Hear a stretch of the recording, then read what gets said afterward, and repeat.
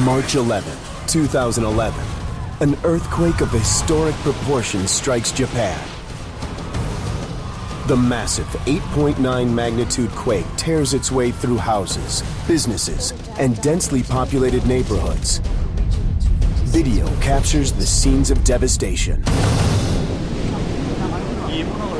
Minutes later, a tsunami follows, slamming the northeast coast. The Sendai airport is awash in the tsunami wave, with people scurrying to the rooftop for safety.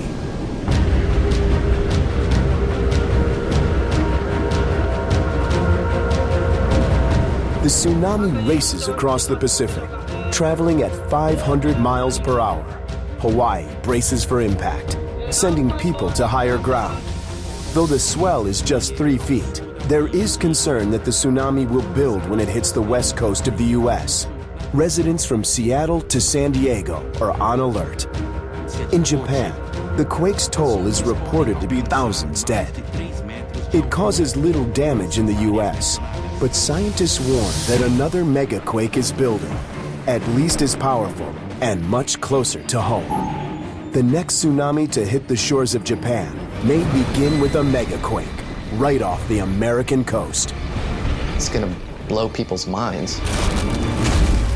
It will be a disaster, much larger than Katrina. You're talking about something that's tens of thousands of times the size of any earthquake we've seen. Now the race is on to predict when it will hit. I wouldn't be surprised if it happened next week. And just how powerful the wave of destruction will be.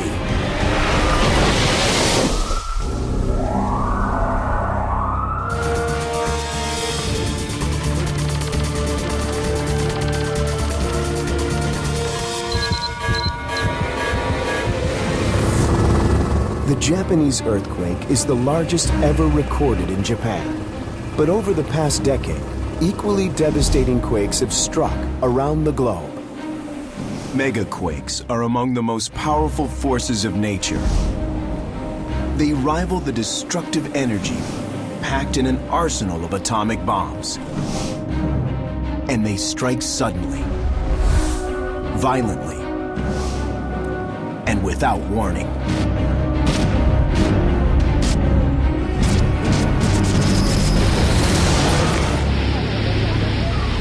In 2004, a megaquake in Sumatra triggered a monster wave that killed more than 250,000 people.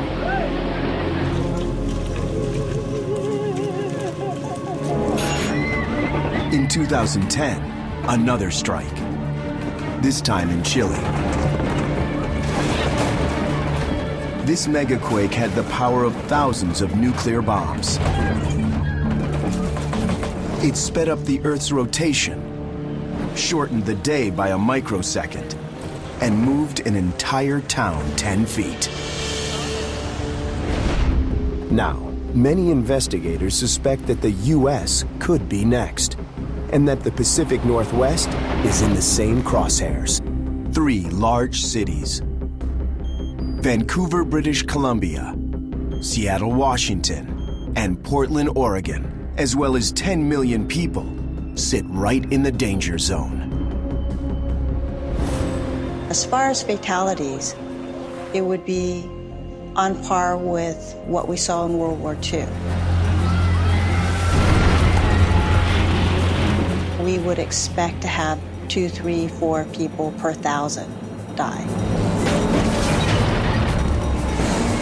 It's the same type of earthquake that we saw recently in Chile, which was a magnitude 8.8, and it's the same type of earthquake that we saw in Sumatra in 2004. That was a magnitude 9.1.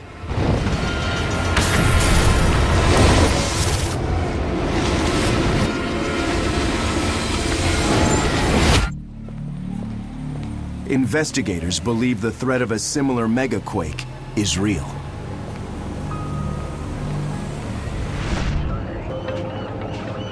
Just offshore, hidden beneath ocean waves, lies a ticking time bomb.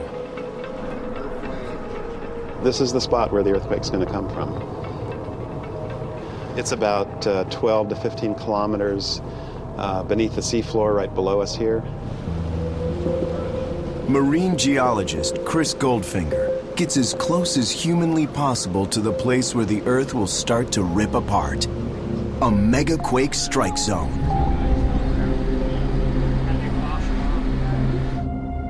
We like to think the Earth beneath our feet is solid. But take a closer look. The crust is actually made of about a dozen plates. They move, grow, and grind into one another along fault lines. This is where megaquakes are born. In Cascadia, a Pacific plate named Juan de Fuca meets North America and dives below it. It's a special fault called a subduction zone. A megaquake is fueled when the two plates get stuck, pressure builds, and then breaks free with fury. Investigators can't look into the Earth and watch the plates, but their high-tech tools paint a picture of an impending disaster. A submarine camera captures the point where the two plates make contact, about 60 miles off the coast. The video reveals little sign of trouble. But Goldfinger sees enormous and dangerous forces at work. Okay, we're gonna put the pole out. Sonar detects what's invisible to a camera's lens.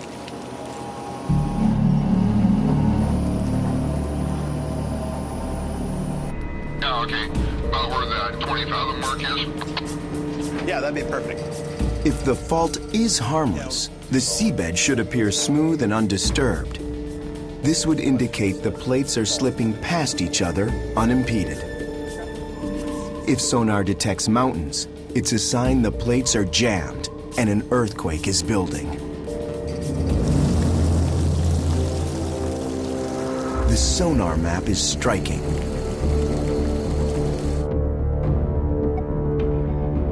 The Juan de Fuca plate is jamming itself under North America, pushing up the continental shelf.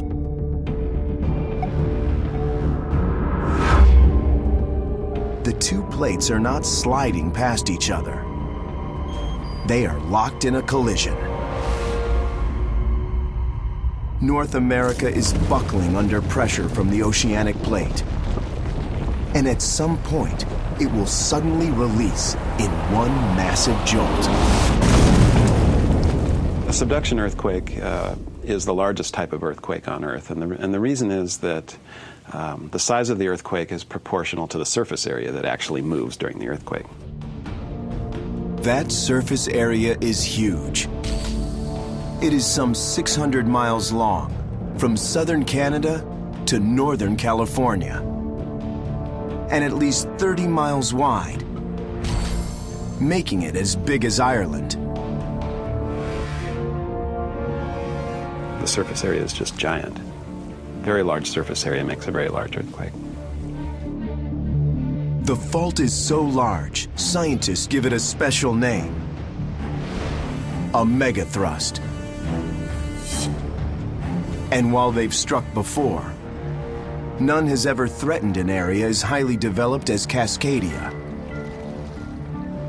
In recent times, there has not been a megathrust earthquake under a major city. So we really haven't seen the worst that the Earth can throw at a major city yet.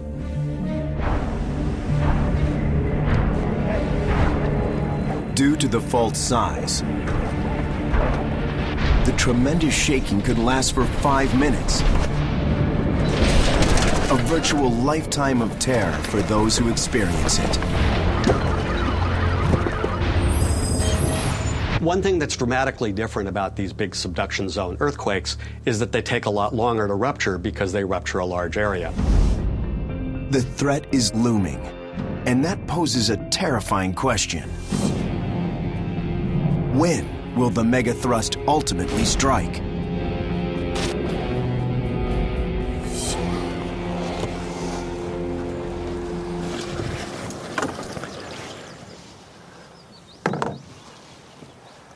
Geologists Rob Witter and Tim Walsh are looking for clues.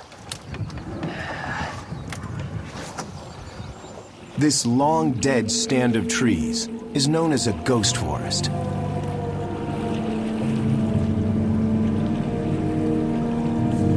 And this ghost forest has a story to tell.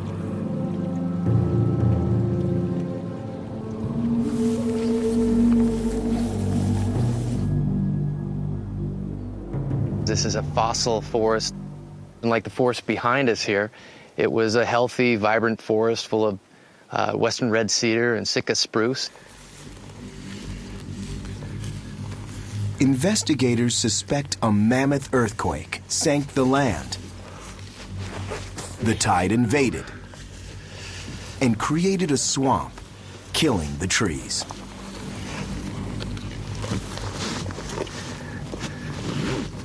Once this forest was submerged, it couldn't live with the salt water, and slowly the trees began to die off. Carbon dating shows the ghost forest died around 1700. But the definitive date is corroborated by another event, half a world away, in Japan. And it also involved a flood. The recent Japanese tsunami was not the first to hit the Japanese coastline. From out of nowhere, massive waves slammed ashore. The date was January 27th, 1700, about when the trees in Cascadia died. That pointed a finger directly at Cascadia as being the source of that tsunami. The puzzle came together. In January of 1700, a massive earthquake hit, sank the coast, flooding forests. And just as today's Japanese earthquake started a tsunami that quickly reached American shores, the Cascadia quake also generated a tsunami, powerful enough to swamp unsuspecting villagers thousands of miles away. It must have been an earthquake on the order of about a 9 to 9.1. In other words, it had to have ruptured the entire Cascadia subduction zone from one end to the other. And that's a distance of about 600 miles. Megaquakes have devastated Cascadia in the recent past. When will the next one strike?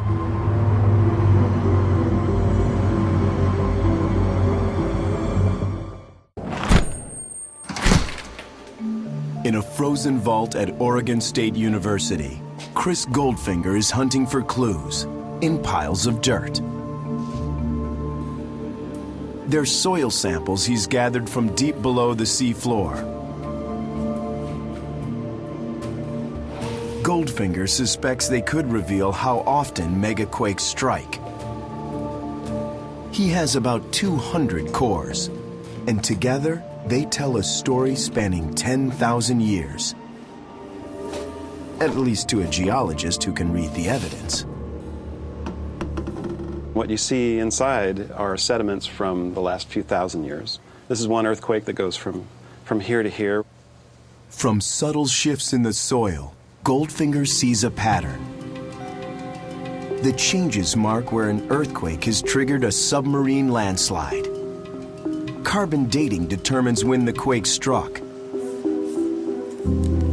The results are ominous. In the past 10,000 years, megastrikes have hit here 19 different times. Clearly, the ground beneath Cascadia is not as stable as scientists once believed. The minimum time that we see between earthquakes is about 170 to 200 years, and it's been about 310 since the last one. We're well within the window to have another earthquake. Our tools can't tell us exactly when the next megaquake will strike. But geologist Tim Melbourne sees clues that reveal how destructive a strike will be. All right, let's see the antenna here. Melbourne's tool is state-of-the-art global positioning. This looks good.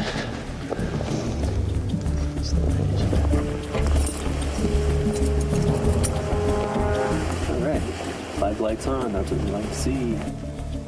GPS reveals what we can't see or feel. And the readings are disturbing. The ground here is moving. This station is moving 3/4 of an inch a year, and that's because as the Juan de Fuca plate comes in under North America, the overlying North America plate is being dragged with it. GPS shines a light on the incredible force. The movement varies, but on average, the region is being shoved eastward by 1.5 inches every year. It's a mammoth distance in geologic terms. Since Cascadia's last megaquake in 1700, the region has moved by as much as 39 feet. And the GPS shows something else. The coastline is moving faster than the land farther inland, causing the North American plate to buckle. A 600-mile strip is being squeezed. The crust is getting compressed, literally just like a spring. And when the fault that's driving all of this compression then breaks, that it will be the earthquake, then the spring unloads and everything launches back. The locked zone between the plates releases, and suddenly, and without warning, a chunk of land the size of Ireland lurches more than 30 feet. Both the land underfoot and waters out to sea roil and pitch with epic fury. If you're in downtown Seattle and the earthquake happens, you will find that you have moved towards the southwest between, say, 3 and 5 meters. And if you're out on the coast, you'll find you've also moved to the southwest, but probably more like 5 to 10 meters. Land along the coast, pushed up by the fault over 3 centuries, collapses. As the plates break free, it may also unleash one of the most devastating events: a tsunami. It causes the water above that seafloor to be lifted up, and then it collapses under its own weight and flows toward land and across the Pacific Ocean. The tsunami could be as high as 50 feet, tall enough to wipe entire towns off the map.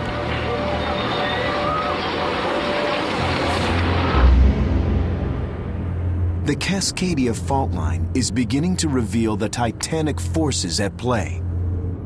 But one question remains. How close to the metropolitan regions does the fault actually slip and generate the seismic waves? A chief worry has been that the megaquake will erupt within 100 miles of Seattle, the region's largest city. Now, new evidence shows it may hit much closer than that.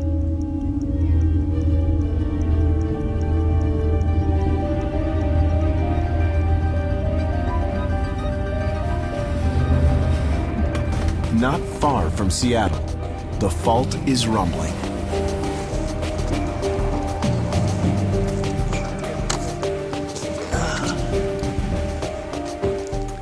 The shifts aren't instantaneous as in an earthquake. They are very, very slow. This fault that we all worry a lot about is not a dead, inanimate thing. It's actually very much alive. About 50 miles inland from the coast, the North American and Juan de Fuca plates grind against each other. Melbourne follows these tremors on an underground instrument that continuously records the fault's movements. Okay, Rex, so this is going to go down into the sand. Keep it upright. Go ahead and stick that into the data logger. We can actually see it in a minute-by-minute basis. Where is the Cascadia fault slipping? How much did it slip by in the last 12 hours? The fault is not moving every day, but for specific short intervals every 14 months. The shifts are the first seismic events that experts have learned to predict here. And they've come like clockwork every 14 months. At Melbourne's lab in Central Washington University, data pour in from instruments all over the state. He's on the lookout for 2 things: signs of a larger event and how close the tremors come to Seattle.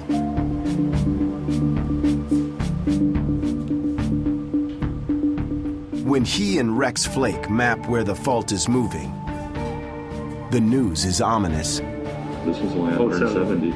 Yeah, so this one's a good 60% bigger. The lock zone of the fault, rather than stopping at the coast of Cascadia, it actually comes inland, at least in the Washington State region, by as much as about 50 miles. The locked zones appear to extend much farther inland than previously thought.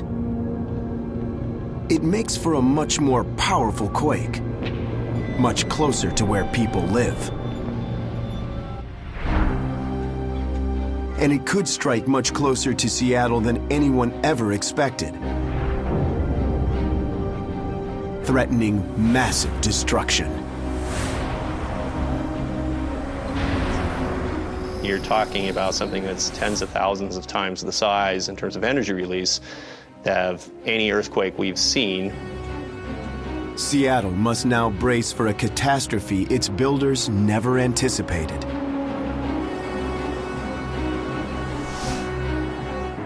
But it's not the only city facing this unwelcome news.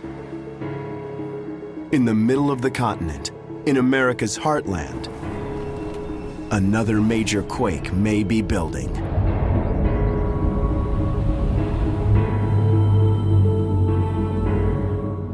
Memphis, Tennessee is far from traditional earthquake country.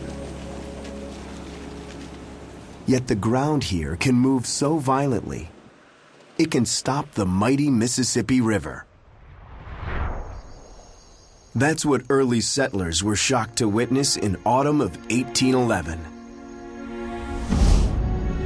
It is December when the shaking begins.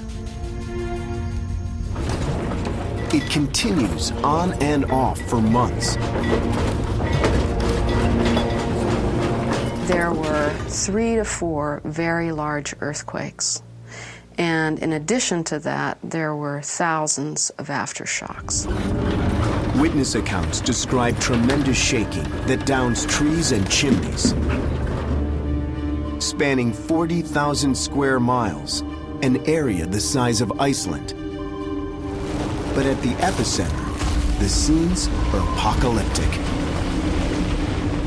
They talk about large fissures opening up and water and sand fountaining out of the ground up to 30 feet in the air. These geysers, these sand blows as they're called, covered the fields at the end of the event with lots and lots of sand and water, in some places as much as 3 feet, maybe more. Before it's over, one large quake strikes beneath the Mississippi itself, uplifting the earth by tens of feet. Incredibly, the mighty river reverses course. The uplifted land would have blocked the flow of the river and forced it temporarily to flow backwards. The Mississippi has long since returned to its natural path, but the remnants of the sand geysers remain.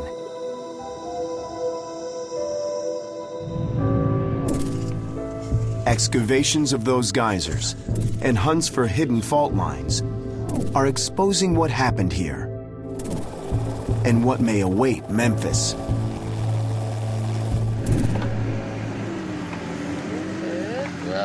See how it resists? Martisha Tuttle and Eugene Buddy Schweig see a disturbing record buried in fields.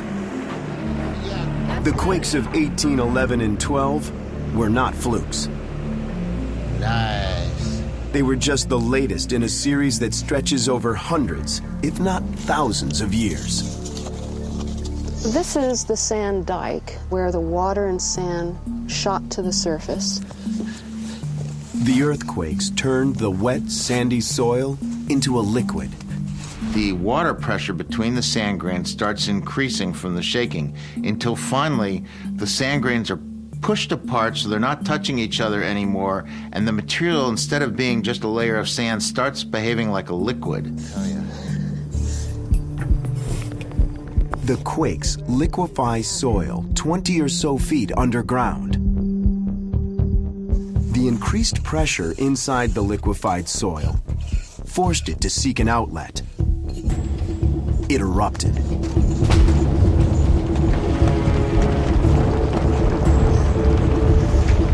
But not all of the sand blows date to 1811 and 12. Many erupted earlier, revealing a pattern of shocks here in the heartland. The older ones seem to cluster in age around 1450 AD and 900 AD, and indeed there are even some older than that. About every 500 years, there seems to have been a major earthquake, indeed a sequence of earthquakes. In a region of little other earthquake activity, thousands of miles from any continental plate boundary, this 500-year recurrence has rocked the field of earthquake science. If you fly over the central part of the United States, all you see is a very quiet farmland. And so you don't see mountains, you don't see a fault scarp, you don't see anything. What hidden forces generate these earthquakes? I'm gonna try to catch it. Beatrice Magnani of the University of Memphis is trying to expose them. With no faults visible on the surface, Magnani teaches her graduate students to look for fractures underground. So we discovered a new fault. Nobody knew this fault existed, and it's located right here. Now the key is understanding when this fault moved last, right? Not far from Memphis, the team hunts for fault lines by essentially taking an X-ray. We're ready to shoot.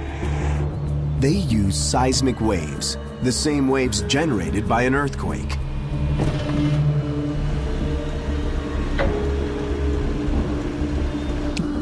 The waves bounce off sediment below and return, where listening devices called geophones pick them up. The recordings reveal not just a single fault, but many. We're finding that there are many faults that are concealed under the sediments of the Mississippi River. It is an unusual phenomenon that geologists are struggling to understand. Like a worn carpet, the North American continent has a weak spot. Eons ago, the continent began to split apart.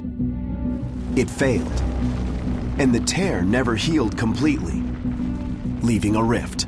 This rift now is sitting like a scar in the middle of the continent, and bound in this rift are large faults.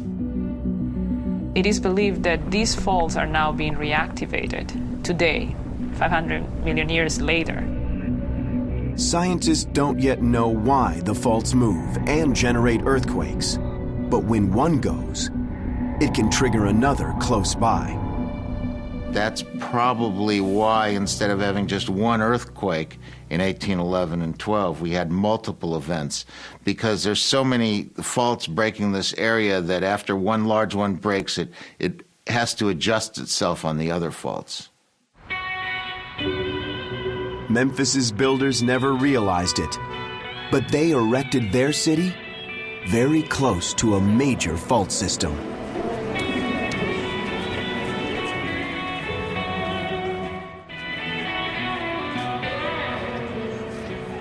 Memphis, Tennessee is not braced for an earthquake.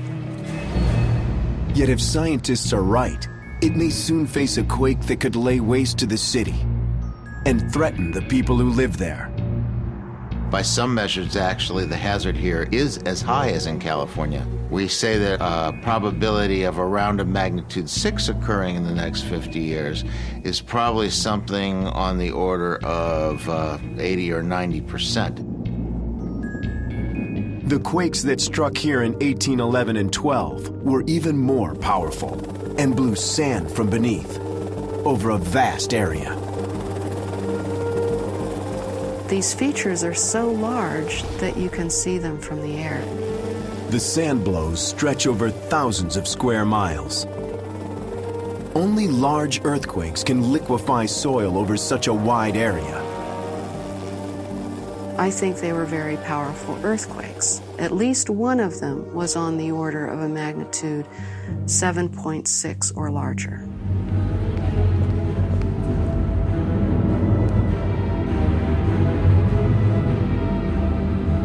But recently, the world witnessed what can happen when a powerful earthquake strikes an unprepared city.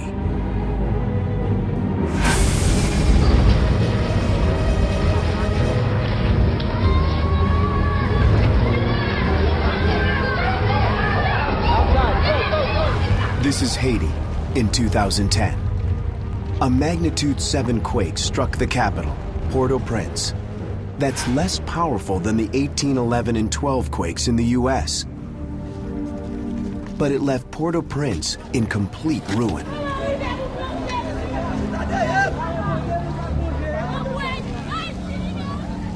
More than 200,000 people died. Memphis is not likely to suffer destruction on that scale. But the city's vulnerability worries emergency managers like Jim Wilkinson.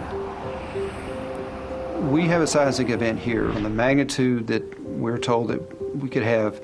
It will truly be catastrophic. It will be something that will take every resource that we have to address. The ground here keeps shaking with tiny tremors. Memphis gets a reminder of the danger about 4 times a week. We record roughly 200 earthquakes a year, and they are a magnitude between 4 and 1.5. These tremors are controversial. They could be just aftershocks of 1811 and 1812. Skeptics also point to inconclusive GPS data. If there's little sign underground of forces colliding, then in their view, the fault zone here is shutting down. Their theory is that probably the 1811, 1812 and the large earthquake that happened before, every 500 years, have unloaded the fault system. We should expect the next earthquake to occur maybe in 10,000 years. Beatrice Magnani is among those who believe the danger is real. We should continue monitoring the seismic zone, because that is the system of fault that has been rupturing for the past 5,000 years. And all you need is one.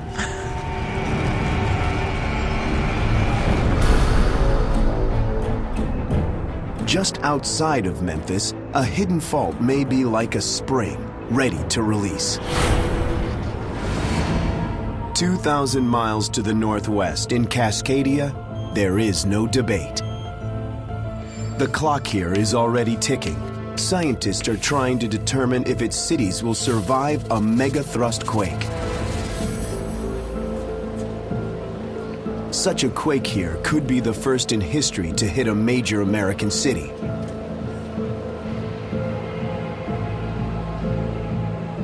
As it turns out, we just haven't had really large earthquakes near our really tall buildings. Tom Heaton of the California Institute of Technology and Kim Olson of San Diego State University have each studied how a megaquake will shake Cascadia. In Olson's 3D model, the entire region suffers rapid shaking, the yellow and green. It's a phenomenon seen in many earthquakes. The ground moves back and forth very quickly. In that rapid shaking, unreinforced brick buildings often collapse.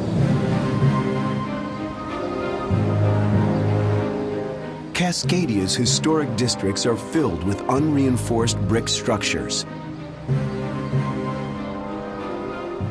Then there's the quake's additional danger, duration. In Olson's model, the shaking lasts for more than 5 minutes. That much quaking won't just collapse brick buildings. It will liquefy soils, sever highways, and collapse bridges. Anytime you have permanent ground deformation, if you have buildings or structures built on them, then they can be extensively damaged. But some areas like here... Yumei Wong monitors geological hazards for Oregon. She expects a Cascadia megaquake to liquefy soils along the rivers, disrupting the state's fuel and energy supplies. In this area, the land could move out by 25 feet, taking the towers down with it.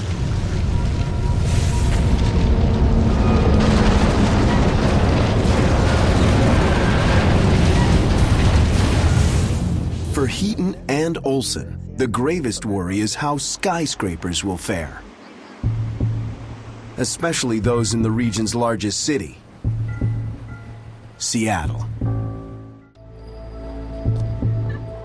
Skyscrapers are built to flex, which should allow them to survive earthquakes.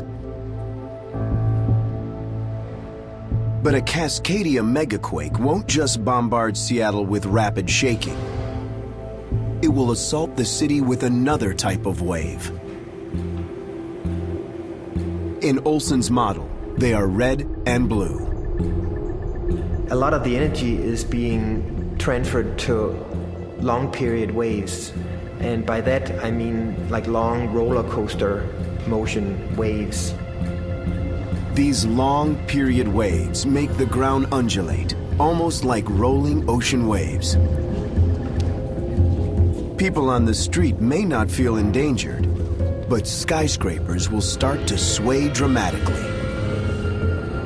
Only huge quakes like the 8.8 that struck Chile in 2010 generate these waves.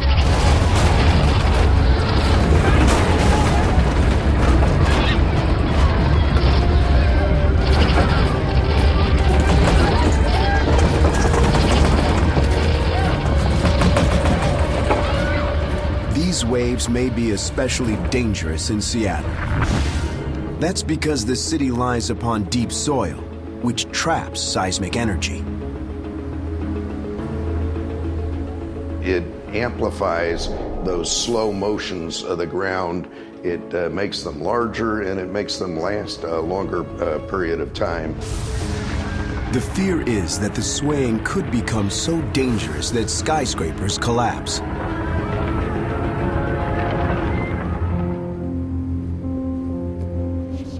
Tom Heaton has run the calculations over and over, and his findings are disturbing.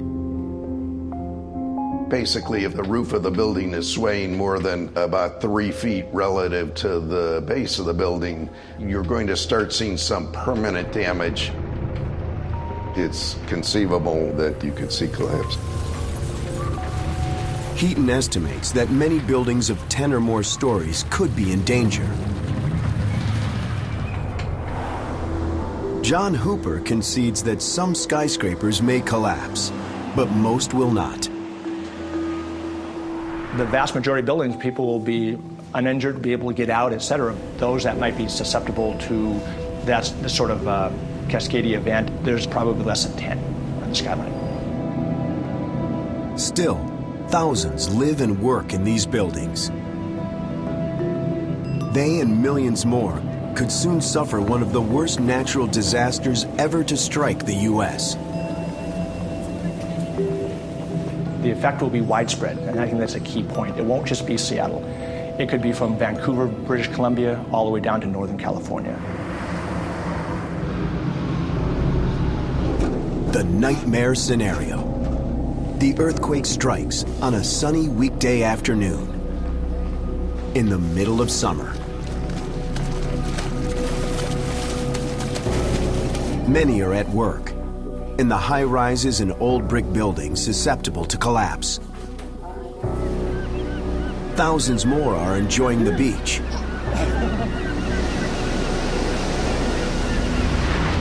Just off the coast of Northern California, the megaquake suddenly begins.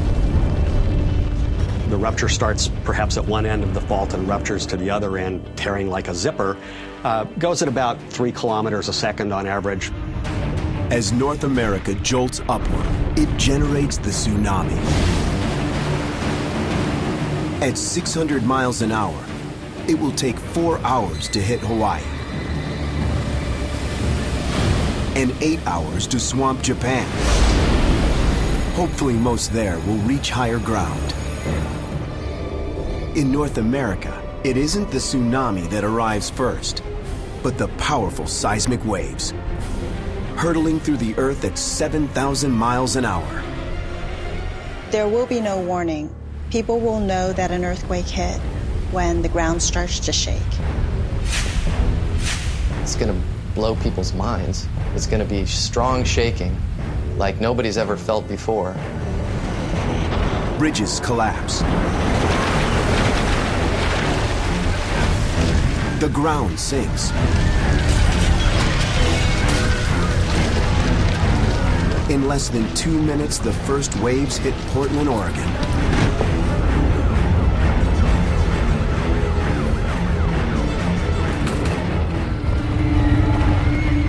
Those in the city's historic buildings do not have much time.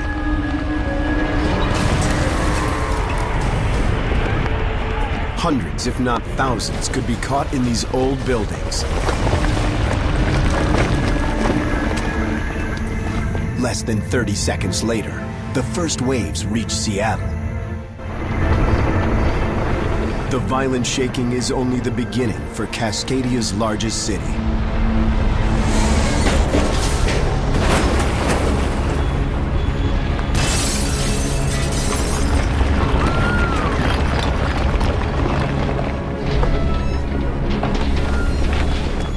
Get half a minute of just sort of low-level shaking. Then the ground shaking might begin to build on you.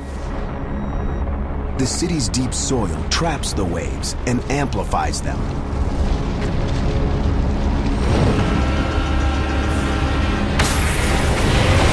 If you were in a tall building, the building would start to sway quite a lot.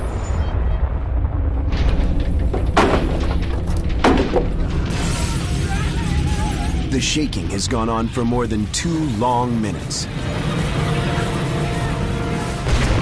Fires erupt across the region.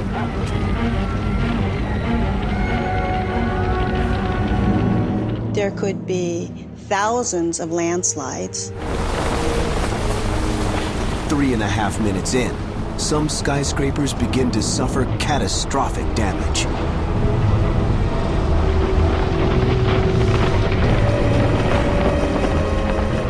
Most steel buildings will begin to fracture the welds.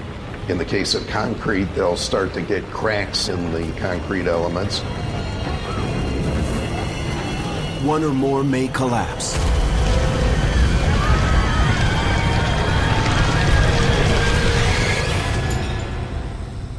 It seems like an eternity, but after 5.5 minutes, the ground finally stops shaking. The survivors in the cities evacuate. They've just endured one of the Earth's most violent events.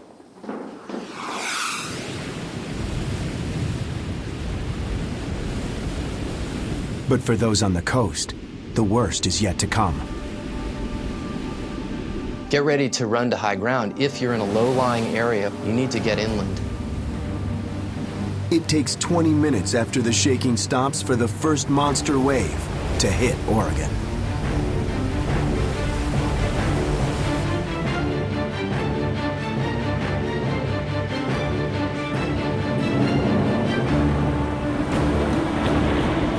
It's not just one wave. It's a series of waves that will continue to come for many hours and possibly a day.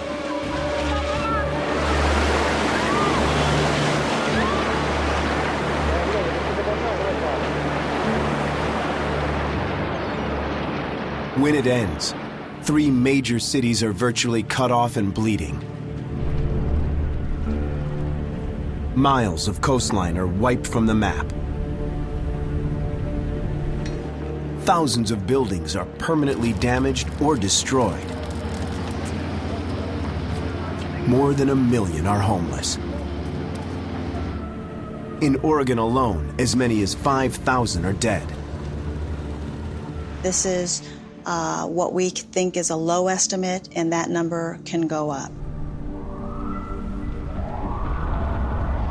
This is basically our Katrina. However, we expect to have a lot more damage. With adequate planning, emergency workers will soon flood the area. Helicopters will airlift in needed fuel, food, and medicine. And slowly, the region will come back to life. The U.S. is a resilient place. After we get hit by a major event such as Katrina or the World Trade Center attack, we're able to recover. And after a Cascadia earthquake, we'll be able to recover. Today, a summer day in Cascadia is a picture of tranquility, completely undisturbed by the danger lurking out at sea and beneath its majestic volcanoes. Portland, Vancouver, and Seattle are safe. For now.